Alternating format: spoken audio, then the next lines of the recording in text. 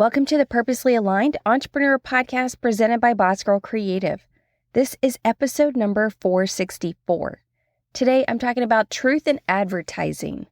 Now let's dive in.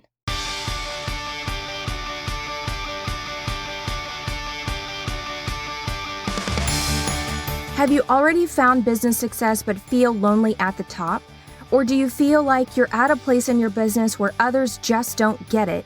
Or maybe you feel like you have to make yourself smaller in order for others to not feel less than. Or maybe just a little bit of all three.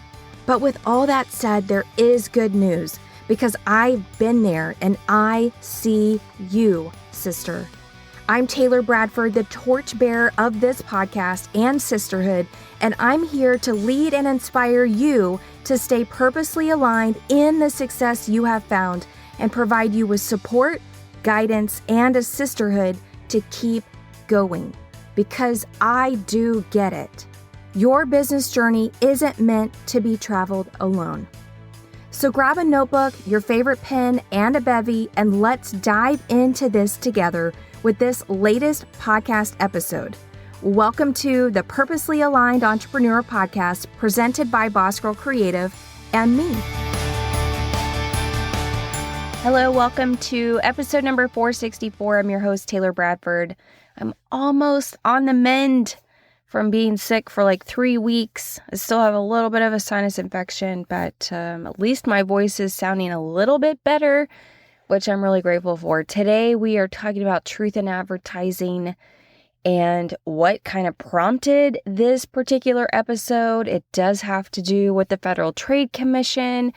We're talking about the FTC again, and should be a good one. I've got some great stories. Before we get there, let's find out what's been going on in the land of social media.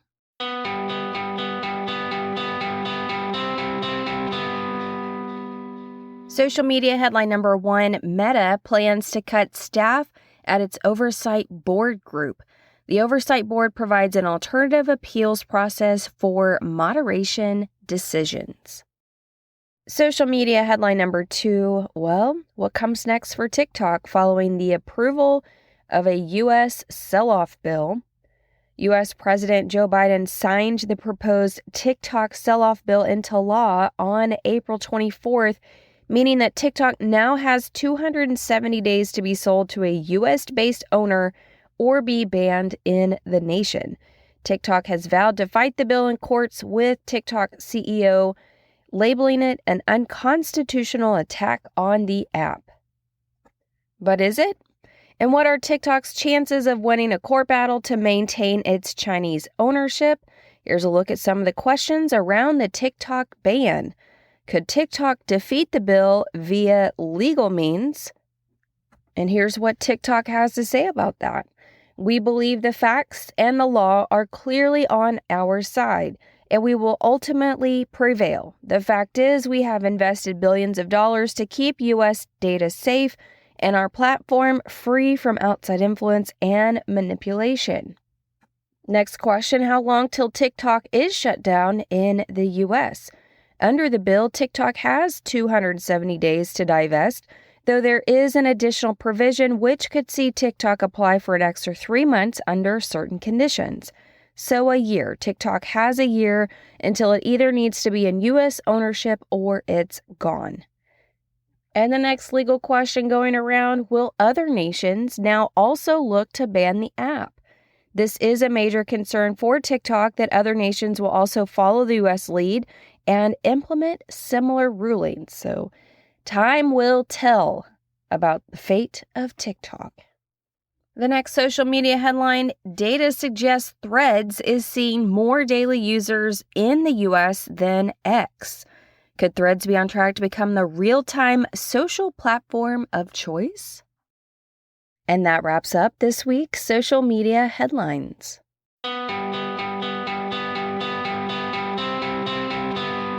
Okay, so let's dive into truth in advertising and the Federal Trade Commission and why we are talking about that today. Here is the reason why we're talking about that today. So I told you about Legendary Marketer and its affiliate program being temporarily suspended, being retooled, etc.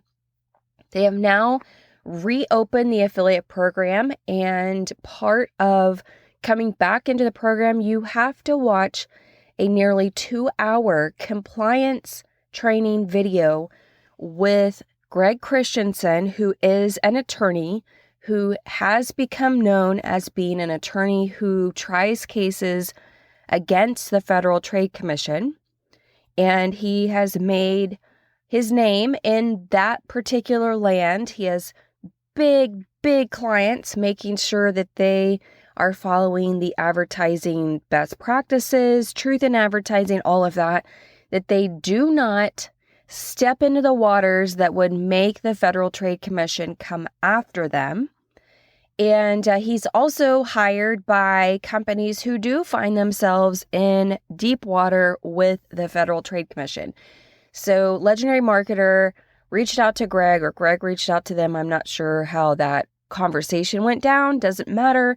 But now, in order to be an affiliate for Legendary Marketer, you have to go through this 2-hour training. It's really great information.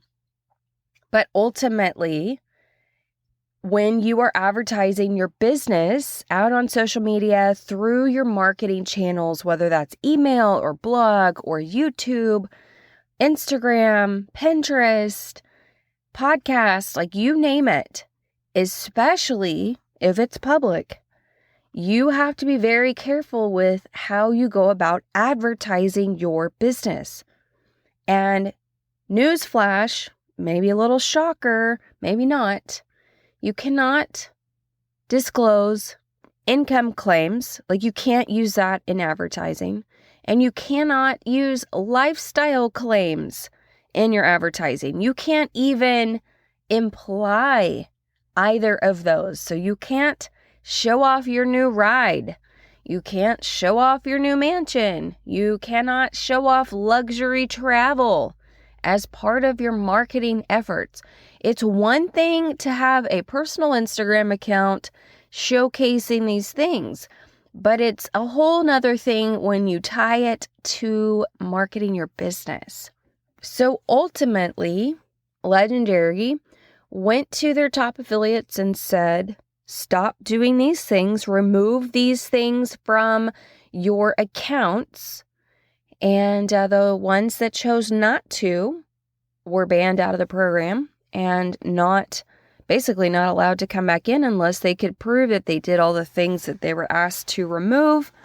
And now we're seeing those kinds of people over in the master reseller rights lane and the PLR rights lane, so private label rights. I kind of think private label rights, not related to income claims or lifestyle claims, but private label rights just in general, is going to gain some traction. Because if you think about like how we buy things in the store, and this is just a side note, by the way, as we buy things in a store, like there is the value brand, and then we have the name brand.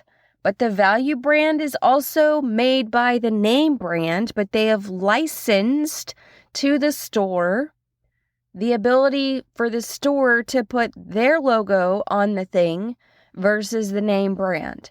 So PLR, private label rights, has been around for years and years and years and years and years and years and will not go away. So you can create things, you can buy things, like I can buy wholesale. Let's say I want candles in my Etsy shop, but I don't want to be a candle maker. I could private label write a candle and slap my logo on it and sell it. No different. And it's no different in education. You can buy a course and you can get private label rights. And especially if you can get master reseller rights, you can change things and put your logo on it and put your voice into it and becomes yours, and you didn't have to do the work. I see this with journaling. I see this with planners. I see this with courses. I see this with master classes. Private label rights is not going anywhere. Now, the problem is people not understanding how to grow a business without utilizing income claims and without utilizing lifestyle claims. That's the problem, because ultimately they are building weak businesses. I wrote a reel last night, and in my actual description, that's kind of where, first I'm frustrated. I'm frustrated that these people don't know better. That's a huge frustration for me, that they think that just because other people are doing it, and it has made them temporarily successful with a lot of money, which does not help things, right? Because now they have a lot of money, and now they have a taste of the power that comes from having a lot of money, and they don't want to go backwards. However, they're not willing to learn, or haven't been willing to learn, how to actually build a solid foundation to their business and to actually build a business. Right now, they're all still slinging spaghetti noodles. And I would imagine the Federal Trade Commission is watching. I would imagine, because of how great the swing of watching Legendary have their in-person mastermind, watching those people contribute as teachers to the mastermind, which truthfully I thought was terrible, but whatever. And then watching them create reels together at mastermind, and then 2 weeks later, they are banned. So I feel like, and this is a major assumption on my part, obviously, I feel like there is something greater at play. And I am grateful that there now is compliance in place. I am grateful because I actually reached out to Legendary last fall and said, I'm in your affiliate program. I just read your compliance update that you made in August of 2024, but I'm not seeing your top affiliates actually following this. What gives? If you're not already on the Federal Trade Commission's radar, you will be. And I don't understand how hard is it for you to say, stop doing that, remove those things, otherwise you're banned. As a business owner, I don't know why that's so hard, unless you are so enamored with the money that you are kind of wearing rose-colored glasses. That's kind of where what I was feeling, which made me be like, is this a program I actually want to attach my name to? Which, outside of that, it's a solid program. So I am grateful that they finally did take action, and now there is this compliance training. So the lawyer, Greg Christensen, just started a podcast with another marketer called Don't Say That. And I'm going to encourage you to go start subscribing to that, especially if you're a business owner, which you should be if you're listening to this podcast. You definitely want to not say things that would get you in trouble. And that would be a really great resource for you. So I made a reel last night because I'm frustrated. I'm frustrated because people don't know. And I realize you don't know what you don't know. But if you think about laws, you have no defense to a judge when you say, I didn't know there was a law for that. You have no defense. That's a very weak defense. So I made a reel last night because I'm frustrated. And it starts off by saying, success doesn't happen without failure. Read that again. Success doesn't happen without failure. Here's a true story to that. And I feel like I've already said this on the podcast, but it's a great story. I'm going to repeat it. Back in the early Silicon Valley days, if you were a business owner and you needed to borrow money from a bank, the banks wouldn't even talk to you unless you could show them 3 prior failed business attempts. Let me read that again. You had to have failed on paper 3 times before a bank would even consider giving you a loan. Why do you think that was so? Because being a business owner, being an entrepreneur is not easy. It's hard. It's work. It's dedication. It's failing before you're ever successful. It's not repeating the same mistakes. It's trial and error. It's learning. It's not giving up. It's tenacity. It's grit. It's hustle. Those that you see having it easy, making the income claims, making the lifestyle claims, I promise you this, they built themselves a house of cards. And it's one big bad wolf away from tumbling down. I've already seen several recently tumble, and the flailing is something else. There's a reason not everyone is doing it. If it were easy, everyone would build a business. But newsflash, it's not. However, if you're ready to do the work, to build it with a proper foundation, to make the sacrifices, to fail before you succeed, to learn all the things and then keep learning, then the opportunity to make that choice is available to you. Thought it was pretty good writing. I promise you this, they built themselves a house of cards, and it's one big bad wolf away from tumbling down.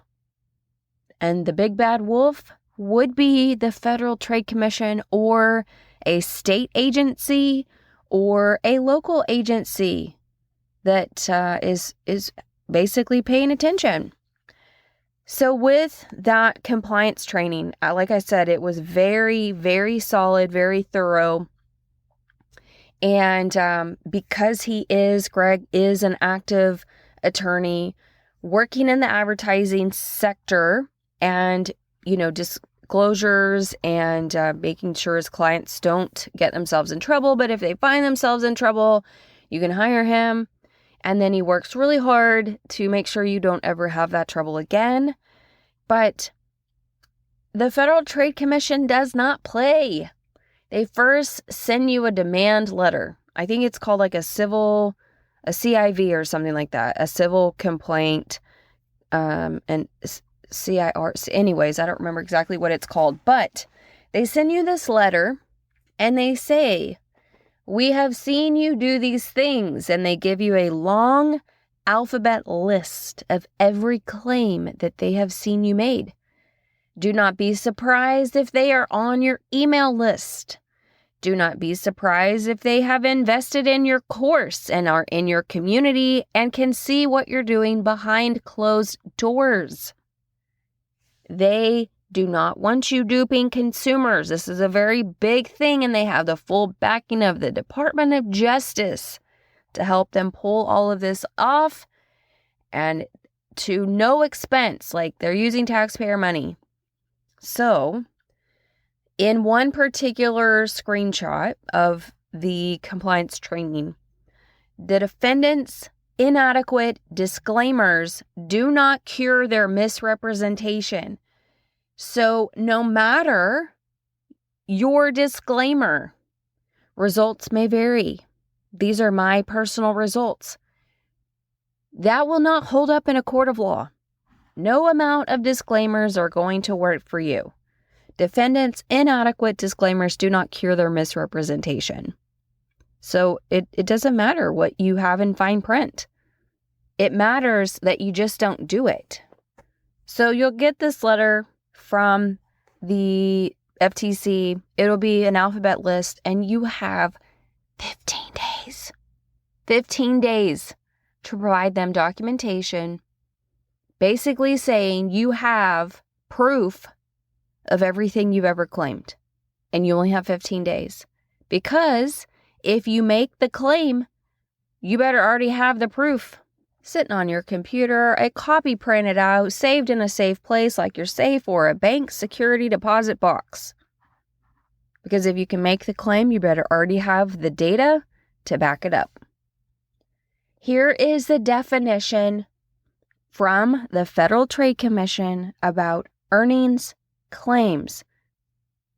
Their definition: it means any oral, written, or visual representation to consumer, a prospective purchaser, or investor that conveys expressly or by implication specific level or range of actual or potential sales, or gross or net income, or profit revenues, financial gains, percentage gains, or return on investment.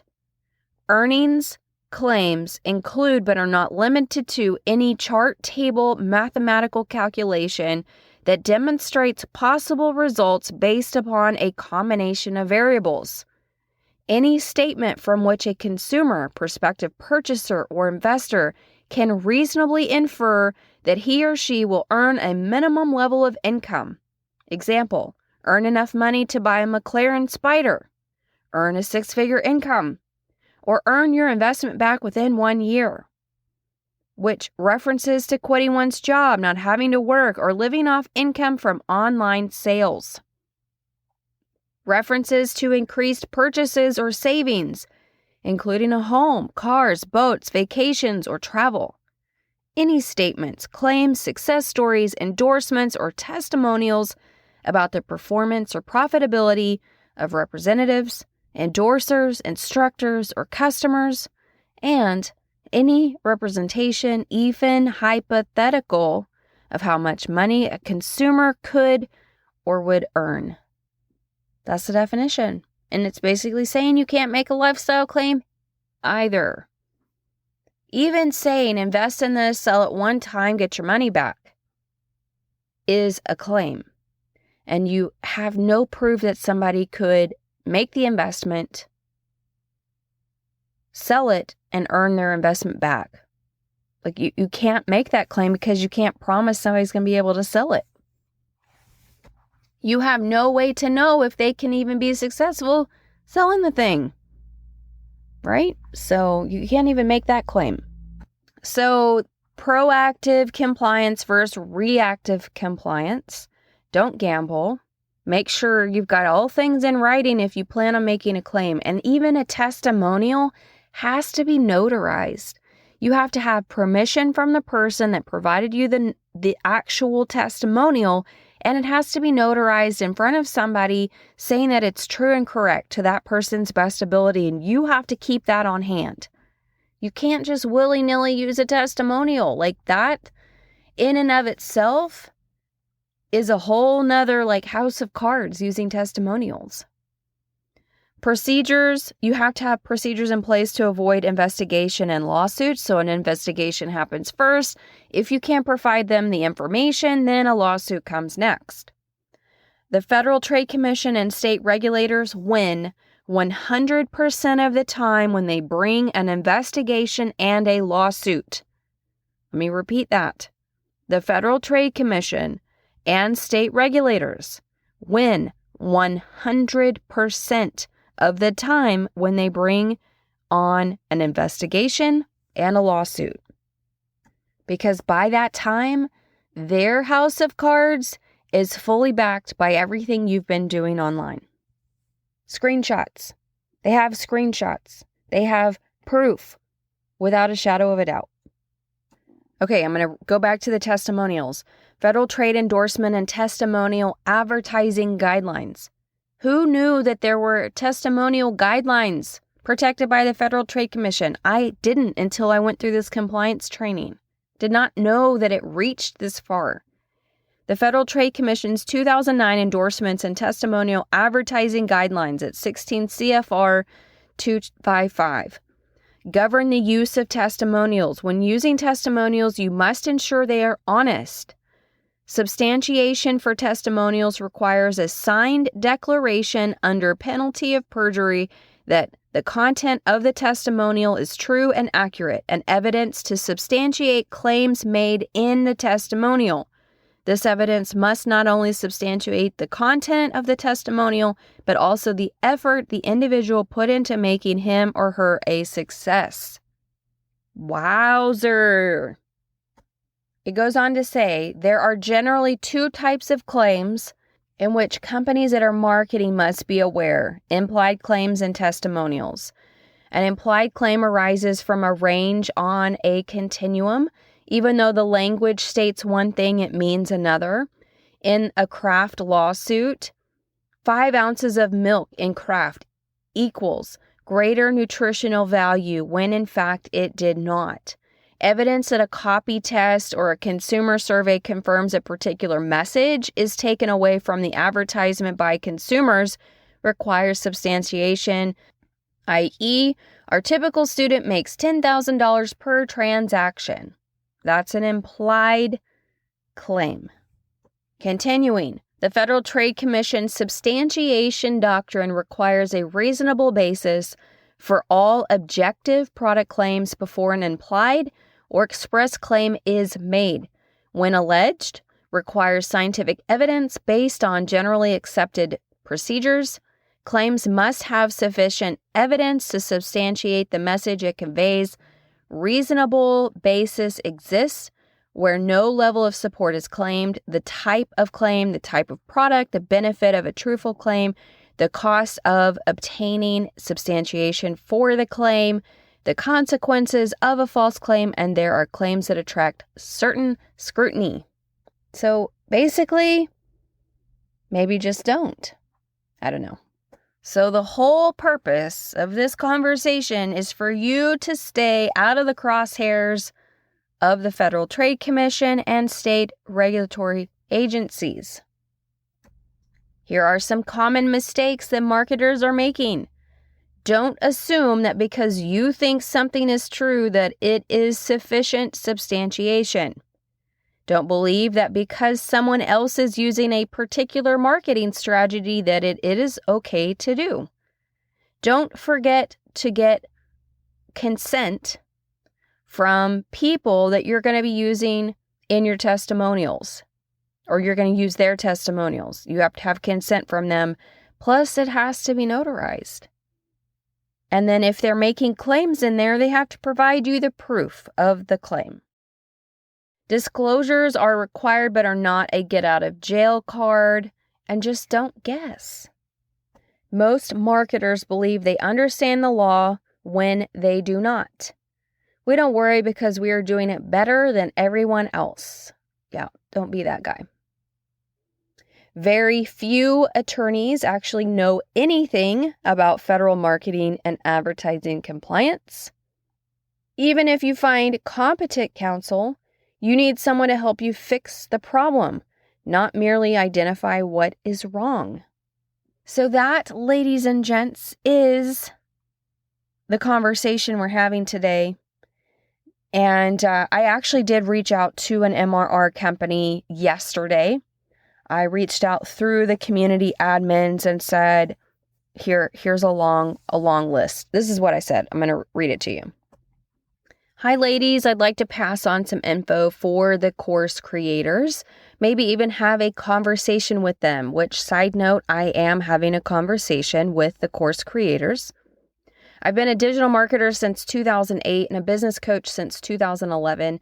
I bought this program and others, and then I list them out, and a slew of other courses prior to any MRR or PLR to get a feel for the new wave of making money online.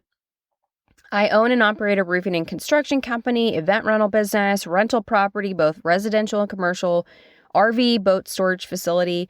I have interviewed the Federal Trade Commission on my business podcast in the past, which, another side note, I would love to do so again, especially in light of this new compliance training. Recently, I just watched legendary marketers suspend their affiliate program, remove and ban top-level affiliates making 6 and 7 figures, and retool after a few weeks of shutdown with a 2-hour-long compliance training with a Federal Trade Commission attorney that I just watched because I do affiliate for that program. I realize this program is not an affiliate program. However, MRR, anything related to making money online, still falls under the watchful eyes of the Federal Trade Commission at the federal level and other state and regional agencies. This is a solid program. It's well built and has fantastic information in it. However, it's missing a really large piece: compliance to laws. It is illegal to make any kind of income claim in marketing. It's illegal to make any kind of lifestyle claim in marketing, stated or implied. You can't stand in front of a brand new car. You can't say you retired your spouse.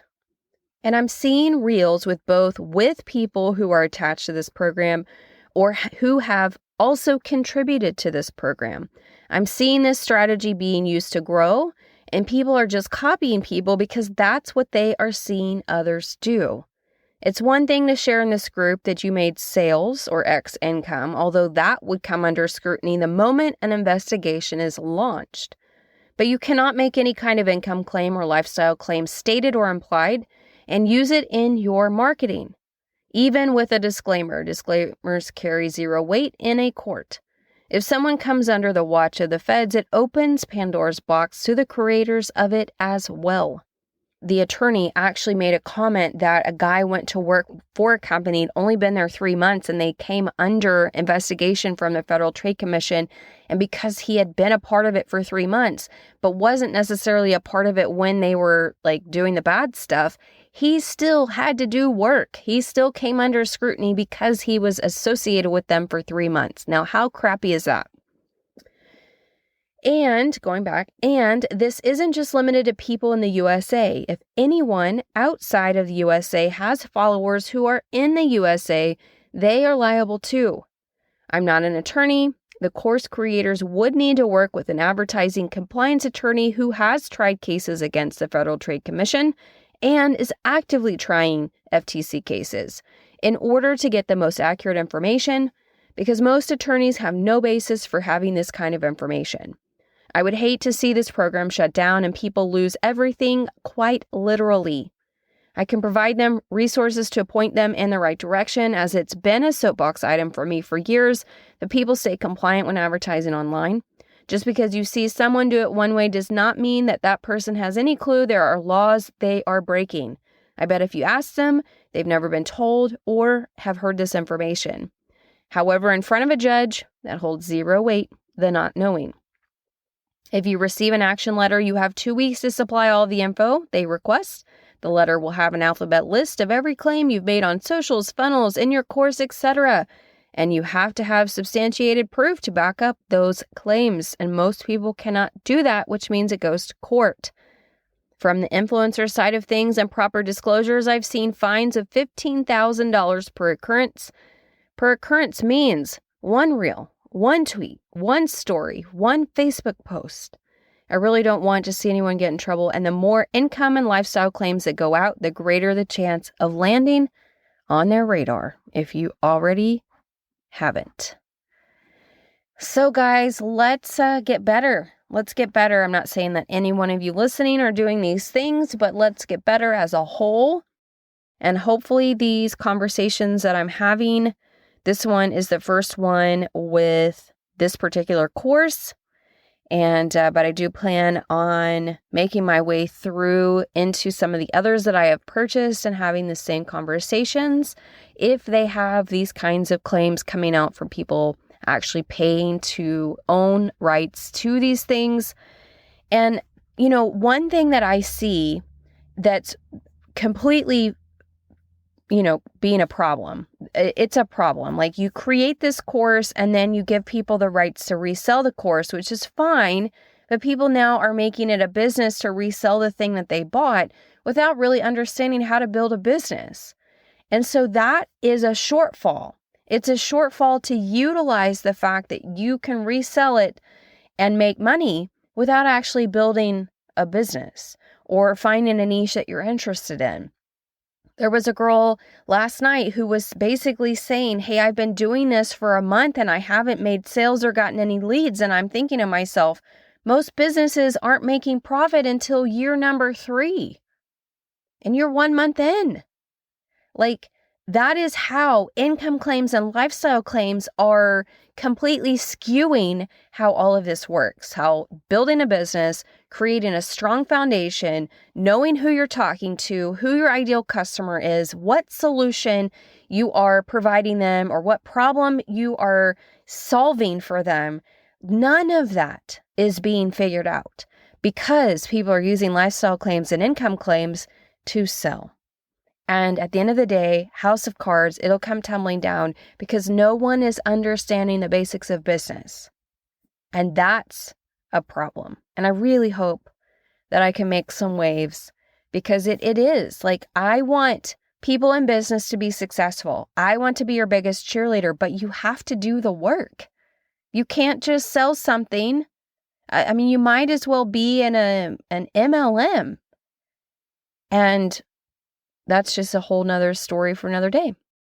Thank you so much for listening to this episode. Hey, don't forget, I have a brand new 90-day undated planner available for you to purchase. May 1st is just around the corner. It'd be a great time to grab it and get started May 1st. But it's undated. It's 90 days.